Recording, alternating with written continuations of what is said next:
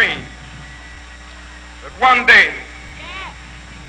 this nation will rise up and live out the true meaning of its creed. We hold these truths to be self-evident that all men are created equal. I have a dream that one day on the red hills of Georgia, sons of former slaves and the sons of former slave owners will they be able to sit down together at the table of brotherhood. I have a dream. My four little children will one day live in a nation where they will not be judged by the color of their skin, but by the content of their character. I have a dream today.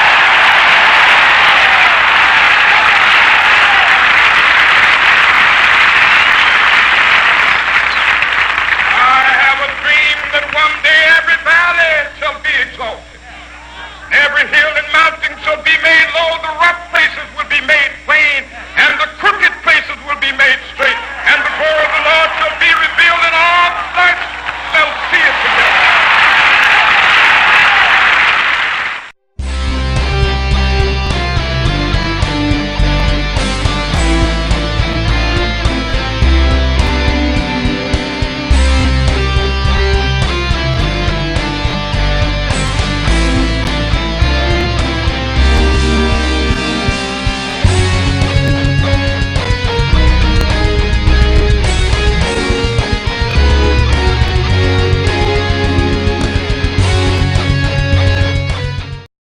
Many decades ago, Martin Luther King inspired many with those words.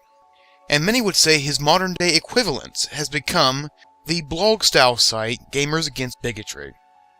Now, Gamers Against Bigotry, for those of you who do not know, is a site whose purpose is to bring people up to speed on all stories involving any sort of bigotry in the industry. Now, these people put in hours upon hours upon hours of work to make sure everyone is informed on anything that might need people's help, or at the very least, any situation that may indeed be worthy of remembrance. In fact, this site goes to prove that far too often, stories of racial, sexual, or any other hatreds are just quickly brushed under the rug. Now, the reason for this is because far too often we are distracted by what I like to call the smokescreen stories. These are stories like Resident Evil 5 being racist. It wasn't. These are stories like Saz Catcher from Final Fantasy XIII being racist. He wasn't. But stories like that muddy the ground enough so that people aren't willing to look at many stories. They see something's racist and they immediately assume it's a BS story and they move on. That's where Gamers Against Bigotry comes in, because they put a spotlight on the stories that need to be focused on. And in fact, for them, it has not been the easiest of runs. You see, nearly a week after they began, their site was hacked, and in fact was covered with violent images, hateful messages, racial slurs, etc., to the point where their site had to actually be shut down, rebooted, and started again, which I would imagine would be quite disheartening to the owners and the operators. However, since that cowardly attack, the site has been reborn and has grown immensely. And it serves to show us not just that we should be paying attention to these stories, but it goes to show that with proper perseverance we can overcome anything.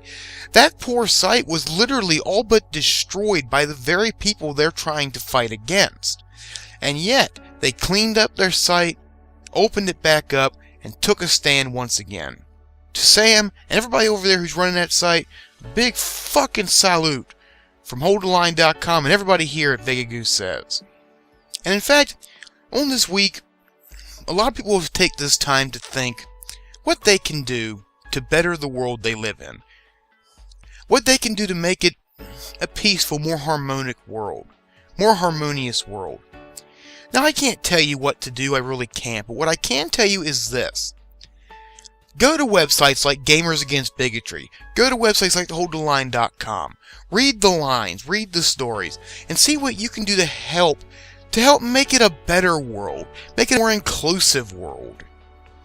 Even if you only end up getting to one person and changing one mind, you've still done more than 90% of the planet when it comes to making the world a better place.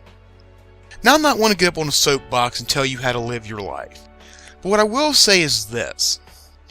Every year, more and more people turn aside from hatred and bigotry. And every year, more and more people embrace what we have built. So it is entirely possible that in our lifetime we will stand upon the hilltop at last of equality, and we will see everyone treated as equals. However, we won't get there simply by sitting on the sidelines and hoping it happens. We have to make that decision ourselves, to stand up and fight hard. Once upon a time, Martin Luther King stood up for not just his people, but for all peoples. And now it is time for people to take up his journey and see it through. We're on the cusp now of finally having his dream becoming our reality. It's just going to take a few more pushes, and folks like Gamers Against Bigotry are doing a lot in this area, and there's a lot you and I can do to help them out. I'll put a link to their site in the description. I highly advise you check it out. Until next week, my name is Vega Goose saying keep strong and game on.